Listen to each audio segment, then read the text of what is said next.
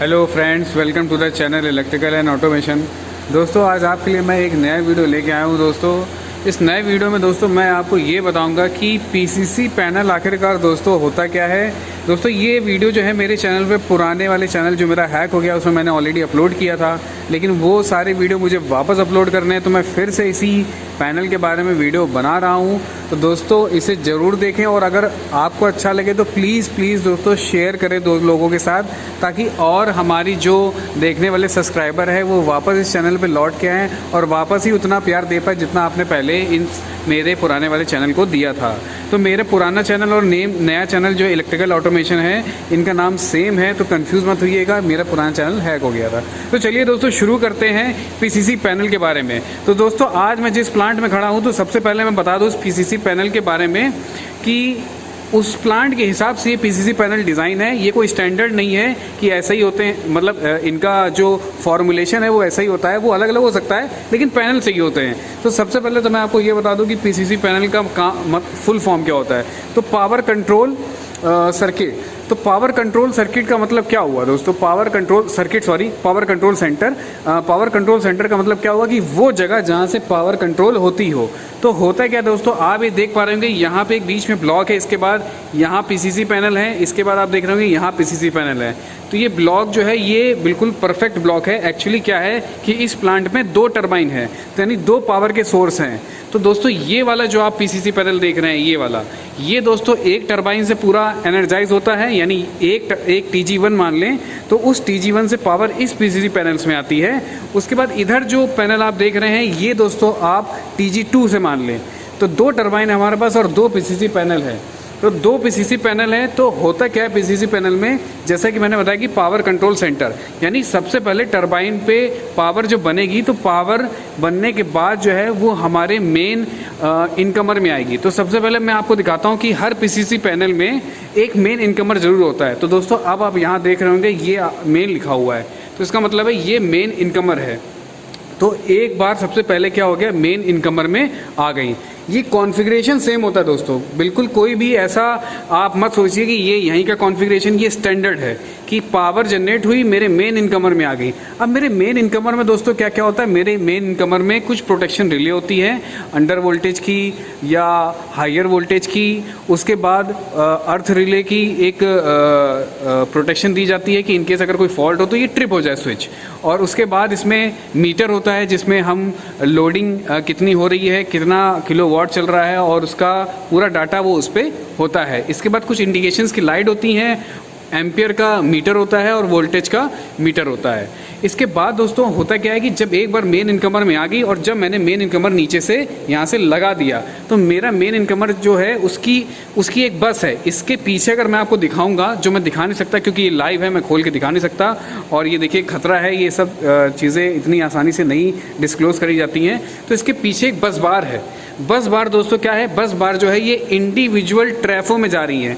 दोस्तों ये ट्रैफो क्यों लिखा हुआ है? दोस्तों ट्रैफो इसलिए लिखा हुआ है क्योंकि क्या है दोस्तों कि जब मेरा मेन इनकमर लग गया तो मेरे ये इंडिविजुअल इनकमर में आ गई। ये भी क्या है, एक तरीके के स्विच बोर्ड हैं, ये इंडिविजुअल सेक्शन के है। होता क्या है दोस्तों, प्लांट बहुत बड़ा होता है, तो प्लांट में कई सारे सेक्शंस होते हैं। जैसे यहाँ पे बॉयलर है, मील है, और मील पे भी 2 सेक्शंस हैं। तो वो हर जगह पावर हमको डिस्ट्रीब्यूट करनी है, तो सबके लिए अलग अलग स्विच गियर बना दिया गया है। अब ये ट्रैफो इसलिए लिखा है क्योंकि यहाँ पे डायरेक्ट जो है इस सेक्शन में कोई भी पावर, दोस्तों होता क्या है कि लोगों को बड़ा कन्फ्यूज़न होता है दोस्तों कि मेरी जो पावर बन रही है, आप यहाँ देखेंगे मेन इनकमर में ये एम्पियर कितना है दोस्तों, 600 एम्पियर। अगर मैं पास लेके जाऊँ तो इसमें क्या है 600 एम्पियर, यानी 600 एम्पियर की करंट मैक्सिमम यहाँ से निकल सकती है।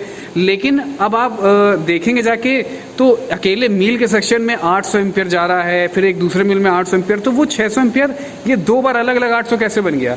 तो दोस्तों हमें पावर को स्टेप अप करके, वोल्टेज अप नहीं, पावर की करंट की लिमिट को बढ़ा के इंडिविजुअल ट्रांसफार्मर को देते हैं ताकि जो है एफिशिएंसी बनी रहे। तो ट्रैफो का मतलब है ये ट्रांसफार्मर में जाएगी, यानी जब मैंने मेन इनकमर लगाया, मेन इनकमर से मेरे इस स्विच गियर में आई, स्विच गियर को मैंने ऑन किया, ऑन करके ये ट्रांसफार्मर में चली गई, तो मेरा इस मील का 1 और 2 का ट्रांसफार्मर चार्ज हो गया।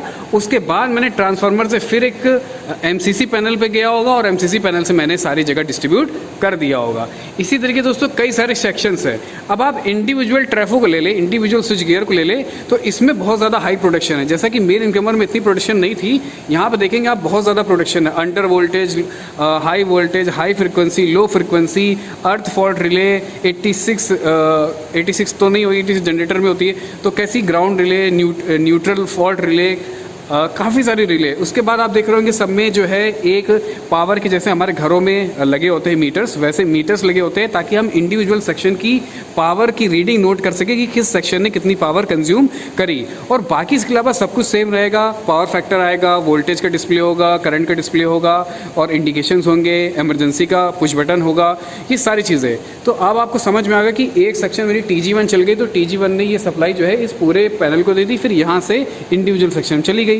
इसके बाद अब मैं आता हूँ TG2 में। ये इसलिए मैं समझा रहा हूँ कि ये सेम तो है, लेकिन इसमें कुछ इंपॉर्टेंट बात भी है। होता है कि दोस्तों जब हम प्लांट में इलेक्ट्रिसिटी को प्रोड्यूस कर रहे होते हैं, तो जब हमारे पास एक्सेस इलेक्ट्रिसिटी होती है वो हम क्या करते हैं दोस्तों, ग्रिड में भेज देते हैं। ग्रिड यानी बाहर हम किसी भी इलेक्ट्रिसिटी बोर्ड को ट्रांसफ़र कर देते हैं। तो इलेक्ट्रिसिटी को बोर्ड को ट्रांसफ़र करने के लिए भी हमारे पास कुछ इंस्ट्रूमेंट होते होंगे, कुछ चीज़ें होती होंगी, तो वो इस सेक्शन में डिस्क्राइब होंगी।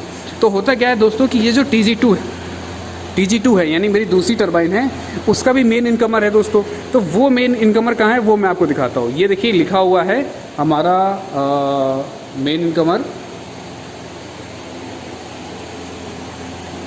तो ये हमारा मेन इनकमर आ गया। ये देखिए आप लिख रहा होगा इसमें जनरेटर इनकमर। तो ये हमारा मेन इनकमर आ गया। मेन इनकमर में मेरी सप्लाई आ गई। फिर मैं इसको ऑन करूँगा तो फिर इसके बाद मेरे डिस्टिलरी सेक्शन में चला जाएगा, मेरा फाइब्राइजर में चला जाएगा, मेरा ग्रिड में चला जाएगा। ग्रिड मतलब जो बाहर एक्सटर्नल हम सप्लाई करने वाले हैं। तो ये सब सेम स्विच बॉक्स है, सेम स्विच गियर हैं, जहाँ से हम क्या कर सकते हैं, इलेक्ट्रिसिटी एक सेक्शन से मेरी TG2 की यानी दूसरी नंबर टरबाइन की इलेक्ट्रिसिटी दे सकते हैं। अब होता क्या दोस्तों, मेरे पास 2 सेक्शन है। अब ध्यान से समझिएगा, 2 सेक्शन है। सपोज करिए इस सेक्शन की टरबाइन मेरी चली गई, यानी TG2 की टरबाइन चली गई, तो मेरा ये सेक्शन बंद ना हो पाए तो हम क्या करते हैं, एक TG1 की पावर सप्लाई यानी TG1 की पावर सप्लाई को हम इससे लिंक कर देते हैं। तो जो लिंक करने पे जो चीज़ काम करती है वो उसको दोस्तों क्या बोलते हैं, उसे बोलते हैं बस कपलर। तो जैसा कि आप यहाँ देख पा रहे होंगे ये लिखा हुआ है बस कपलर। तो कपलर का मतलब होता है किसी चीज़ को कपल्ड कर देना। कपलिंग का मतलब क्या होता है, 2 चीज़ों को जोड़ने वाली कोई चीज़, जिसे कपलिंग कहते हैं। तो TG1 के सेक्शन को TG2 के सेक्शन को सिंक्रोनाइज करके आपस में जोड़ने का काम दोस्तों क्या करता है, बस कपलर। इस बस कपलर को सिंक्रोनाइज करते हैं एक पैनल से, जिसको हम लोग सिंक्रोनाइजेशन पैनल बोलते हैं। उसकी वीडियो दोस्तों मैं अलग से बना के आपको दिखाऊंगा कि उस पैनल पे क्या क्या होता है और किस तरीके से करते हैं। तो ये आपका आ गया अब बस कपलर से, यानी अगर मेरी TG2 नहीं चल रही है तो TG1 से सप्लाई ले सकते हैं, और अगर मेरी TG1 बंद हो गई है तो मैं TG2 से TG1 के सेक्शन में सप्लाई दे सकता हूँ। तो ये हो गया तो मेरा बस कपलर। अब बस कपलर के बाद इसमें दोस्तों मैंने आपसे बोला था कि यहाँ पे हमारे पास क्या है कि ग्रिड है। तो ग्रिड का एक स्विच गियर बॉक्स ये अलग लगा हुआ है। इसमें क्या करेंगे, टाई फीडर जो जिसमें लिखा हुआ है टाई फीडर, क्या होगा दोस्तों कि इसे भी हम क्या करते हैं, जैसे हम बस कपलर को सिंक्रोनाइज करके आपस में मैच करा के वोल्टेज को, फ्रिक्वेंसी को आपस में लिंक करते हैं, उसी तरीके जब मेरे को ग्रिड यानी बाहर से एक्सटर्नल सप्लाई भेजनी होती है या लेनी होती है, उसको भी सिंक्रोनाइजेशन पैनल से ही सिंक्रोनाइज करके लगाया जाता है। तो उसका ब्रेकर ये है। तो अब आपको समझ में आ गया कि PCC पैनल आखिरकार होता क्या है। PCC पावर कंट्रोल सेंटर का मतलब क्या हुआ कि पावर कंट्रोल करना है उसे, और कहाँ कहाँ देनी है वो आपको यहाँ पे डिसाइड करके दिखाता है वो, और बताता है कि आपको कहाँ कहाँ भेजनी है, और वहाँ पे उसकी पूरी मीटरिंग प्रॉपर और हर चीज़ की सेफ्टी होती है। जैसा कि आप ये ऊपर देख पा रहे हो कि ये सारी सेफ्टी है। तो उम्मीद है दोस्तों आपको ये मेरे बताए हुए द्वारा समझ में आया होगा पैनल के बारे में। तो इससे रिलेटेड कोई डाउट है दोस्तों प्लीज़ कमेंट बॉक्स में ज़रूर करके पूछिए, और दोस्तों इसको प्लीज़ शेयर करें ताकि मेरा चैनल वापस से ग्रो हो पाए, और मैं इसी तरीके के इलेक्ट्रिकल के वीडियो आपको रोज़ लाता रहूँगा। Thank you.